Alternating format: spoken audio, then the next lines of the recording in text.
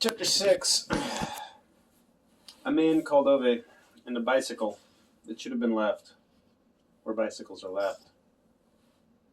This is from A Man Called Ove by Frederick Bachman. Ove just wants to die in peace. Is that really too much to ask? Ove doesn't think so. Fair enough, he should have arranged it 6 months ago, straight after her funeral. But you couldn't bloody carry on like that, he decided at the time. He had his job to take care of. How would it look if people stopped coming to work all over the place because they killed themselves? Ove's wife died on a Friday, was buried on a Sunday, then Ove went to work on a Monday, because that's how one handles things. Then 6 months went by, and out of the blue, the managers came in on Monday and said they hadn't wanted to deal with it on Friday because they didn't want to ruin his weekend. On Tuesday, he stood there oiling his kitchen worktops. So he's prepared everything. He's paid the undertakers and arranged his place in the churchyard next door. He's called the lawyers and written a letter with clear instructions and put it in an envelope with all his important receipts and the deeds of the house and the service history of the sob. He's put this envelope in the inside pocket of his jacket. He's paid all the bills. He has no loans and no debts. Someone will have to clear up anything after him. He's even washed up his coffee cup and canceled the newspaper subscription. He is ready. All he wants is to die in peace, he thinks, as he sits in the sob and looks out at the open garage door. If he can just avoid his neighbors, he may even be able to get away by this afternoon. He sees the heavily overweight young man from next door slouching past the garage door in the parking area. Not that Ove dislikes fat people, certainly not. People can look any way they like. He's just never been able to understand them, can't fathom how they do it. How much can one person eat? How does one manage to turn oneself into a twin-sized person? It must take a certain determination, he reflects. The young man notices and waves cheerfully. Ove gives him a curt nod. The young man stands there waving, setting his fat breast into motion under his t-shirt. Ove often says that this is the only man he knows who could attack a bowl of chips from all directions at once. Whenever he makes this comment, Ove's wife protests and tells him one shouldn't say things like that. Or rather, she used to. Ove's wife liked the overweight young man. After his mother passed away, she would go over once a week with lunchbox. So we get something home cooked now and then, she used to say. Ove noticed that they never got the containers back, adding that maybe the young man hadn't noticed the difference between the box and the food inside it. At which point Ove's wife would tell him that was enough. And then it was enough. Ove waits until the lunchbox eater is gone before he gets out of the sob. He tugs at the handle 3 times, closes the garage door behind him, tugs at the door handle 3 times, walks up the little footpath between the houses, stops outside the bicycle shed. There's a woman's bicycle leaning up against the wall. Again, right under the sign clearly explaining that cycles should not be left in this precise spot. Ove picks it up. The front tire is punctured. He unlocks the shed and places the bicycle tightly at the end of the row. He locks the door and has just tugged at it 3 times when he hears a late pubescent voice jabbering in his ear. Whoa, what the hell are you doing? Ove turns around and finds himself eye to eye with a whelp, standing a few yards away, putting a bike away in the shed. You can't do that. On closer inspection, he may be 18 or so, Ove suspects, more of a stripling than a whelp. In other words, if one wants to be pedantic about it. Yes, I can, but I'm repairing it, the youth bursts out, his voice rising into falsetto. But it's a lady's bike, protests Ove. Yeah, so what? It can hardly be yours then, Ove states condescendingly. The youth groans, rolling his eyes. Ove puts his hands into his pockets as if this is the end of the matter. There's a guarded silence. The lad looks at Ove as if he finds Ove unnecessarily thick. In return, Ove looks at the creature before him as if it were nothing but a waste of oxygen. Behind the youth, Ove notices there's another youth, even slimmer than the first one, with black stuff all around his eyes. The second youth tugs carefully at the first's jacket and murmurs something about not causing trouble. His comrade kicks rebelliously at the snow, as if it were the snow's fault. It's my girlfriend's bike, he mumbles at last. He says it more with resignation than indignation. His sneakers are too big and his jeans too small, Ove notes. His tracksuit jacket is pulled over his chin to protect him against the cold. His emaciated peach fuzz face is covered in blackheads and his hair looks as if someone saved him from drowning in a barrel by pulling him up by his locks. Where does she live, then? With profound exertion, as if he's been shot with a tranquilizer dart, the creature points with his whole arm towards the house at the far end of Ove's street. Where those communists who push through the garbage sorting reform live with their daughters, Ove nods cautiously. She can pick it up in the bike shed then, says Ove, tapping melodramatically at the sign prohibiting bicycles from being left in the area before turning around and heading back towards his house. Grumpy old bastard, the youth yells behind him. Shh, utters his soot-eyed companion. Ove doesn't answer. He walks past the sign clearly prohibiting motor vehicles from entering the residential area. the one which the pregnant foreign woman apparently could not read, even though Ove knows very well that it's quite impossible not to see it. He should know because he's the one who put it there. Dissatisfied, he walks down the little footpath between the houses, stamping his feet so that anyone who saw him would think he was trying to flatten the tarmac. As if it wasn't bad enough with all the nutters already living on the street, he thinks. As if the whole area was not already being converted into some bloody speed bump in evolutionary progress. The Audi poser and the blonde weed almost opposite Ove's house, and the far end of the row that the communist family with their teenage daughters and their red hair and their shorts over their trousers, their faces like mirror image raccoons.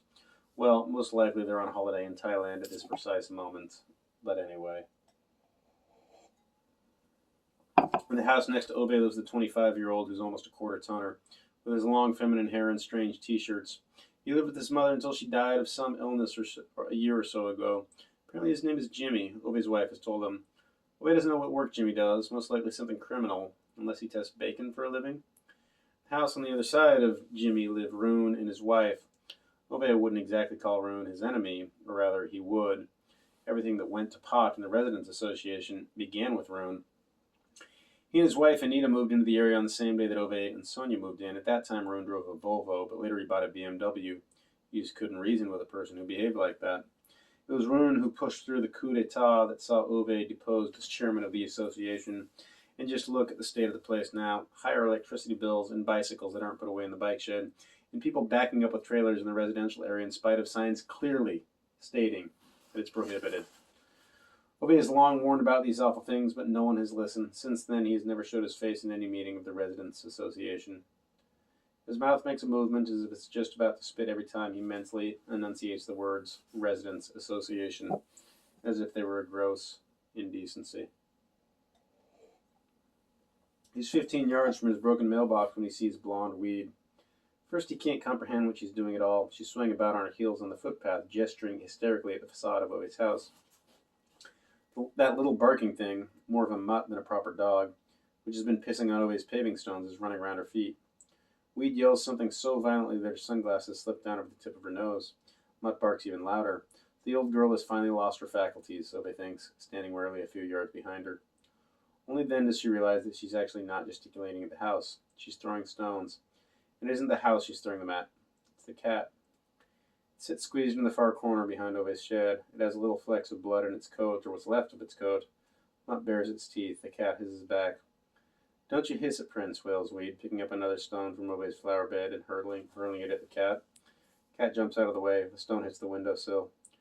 She picks up another stone and prepares to throw it. Ove takes 2 quick steps forward and stands so close behind her that she can most likely feel his breath. If you throw that stone into my property, I'll throw you into your garden. She spins around. Their eyes meet. Ove has both his hands in his pockets. She waves her fist in front of him as if trying to swat 2 flies the size of microwave ovens. Ove doesn't concede as much as a facial movement. That disgusting thing scratched Prince, she manages to say, her eyes wild with fury. Ove peers down at Mutt. It growls at him. Then he looks at the seat, sitting humiliated and bleeding, but with its head defiantly raised, outside his house. It's bleeding, so it seems to have ended in a draw, says Ove. Like hell, I'll kill that piece of shit. No, you won't, says Ove coldly. His insane neighbor begins to look threatening. Probably full of disgusting diseases and rabies and all sorts of things. Ove looks at the cat, looks at the weed, nods. So are you, most likely, but we don't throw stones at you because of it. Her lower lip starts trembling. She slides her sunglasses up over her eyes. You watch yourself, she hisses. Ove nods, points at Mutt. Mutt tries to bite his leg, but Ove stamps his foot down so hard that it backs off. That thing should be kept on a leash inside the residential area, says Ove steadily. She tosses her dyed hair and snorts so hard that Ove half expects a bit of snot to come flying out. What about that thing? She rages at the cat. Never you bloody mind, Ove answers. She looks at him in that particular way of people who feel both utterly superior and deeply insulted. Mutt bares its teeth in a silent growl. Think you own the street or what, you bloody lunatic, she says. Ove calmly points at Mutt again. Next time that thing pisses on my paving, he says coolly, I'll electrify the stone. Prince hasn't bloody pissed on your disgusting paving, she splutters and takes 2 steps forward with her fists raised. Ove doesn't move. She stops, looks as if she's hyperventilating, and she seems to summon that highly negligible amount of common sense she has at her disposal. Come on, Prince, she says with a wave. then raises her index finger at Ove. I'm going to tell Anders about this, and then you'll regret it. Tell your Anders from me that he should stop stretching his groin outside my window. Crazy old muppet, she spits out and heads off towards the parking area. And his car's crap, you tell him that, Ove adds for good measure. She makes a gesture at him that he hasn't seen before, although he can guess what it means. Then she and her wretched little dog make off toward Anders' house. Ove turns off by his shed, sees the wet splashes of piss on the paving by the corner of the flower bed. If he weren't busy with more important things this afternoon, he would have gone off to make a doormat of that mutt right away. But he has other things to occupy him. He goes to his tool shed, gets out his hammer action drill, and his box of drill bits. When it comes out again, the cat is sitting there looking at him. You can clear off now, says Ove. It doesn't move. Ove shakes his head resignedly. Hey, I'm not your friend. Cat stays where it is. Ove throws out his arms. Christ, you bloody cat, me backing you up on that stupid bag through stones that you only means I dislike you less than that weedy nutter across the street. That's not much of an achievement. You should be absolutely clear about that. The cat seems to give this some careful thought. Ove points at the footpath. Clear off. Not at all concerned by this, the cat licks its blood-stained fur. Looks at Ove as if this has been a round of negotiation and is considering a proposal, and slowly gets up and pads off to spring around the corner of the shed.